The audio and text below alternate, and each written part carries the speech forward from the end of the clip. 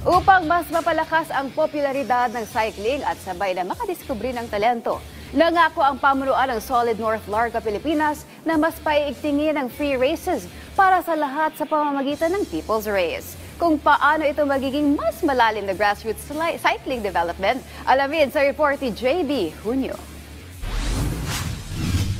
Sa mga mahilig magbike, may chance na kayong hasain pa ng husto ang inyong mga talento at balang araw mapasama pa sa national team o mga sikat na cycling club teams. Dahil matapos ang Solid North Larga Pilipinas People's Races sa Gimba at Palayan, gagawin na itong regular para mas magkaroon ng regular na high level at well-organized events ang mga kalahok. Ayon kay Larga Pilipinas founder at operations head Snow Badwa, hangad nila na maging kapartner ng National Sports Association na Phil Cycling para sa mas dibdibang grassroots development program. Nitong August 2 at 8, nasa mahigit 11,000 riders combine ang tumutok sa opening bell ng karera. At mula dito, may ilang mga bagong potensyal ang agad na nadiskubre ng Larga. Isa na rito ang Cuyapo Nueva Ecija youngster na si Junjun Cabadido.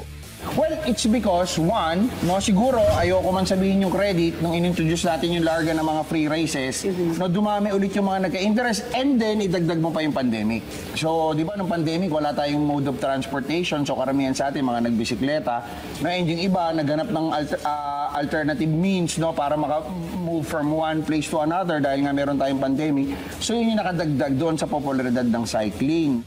Sa nakalipas na People's Race, nilaro ang mga kategoryang Women Open, Women Under 18, Women Under 23, Men Open, Men Under 23, Hobbyist, Fixed Gear, Mountain Bike, Open at Amateur. Hindi lang sa road bike nakatuon ang pansin ng Larga dahil pati sa MTB at Fixed Gear ay binuksan nila ang race stage para mas makatulong na ma-identify ang mga bagong potensyal. May mga iba kasi nagsasabi, ba't hindi na lang kayo mag-focus din sa pro? Di ba? Parang PBA, puro pro na lang.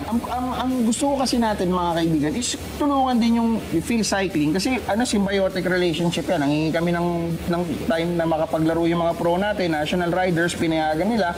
So ito yung gusto nating support dun sa programa nila na grassroots. Kasi hindi lang natin dapat inaasa sa NSA natin yan. No, dapat yung mga organisasyon, no, yung mga stakeholders, tumutulong din tayo sa pag-discover. Hindi lang yung kumbaga andyan dyan na nakita na ng Phil Cycling, susunggaban na lang natin. Tumulong tayo sa paghahanap kung gusto natin palakihin yung sport, kung gusto natin makahanap pa na mas maraming tayo.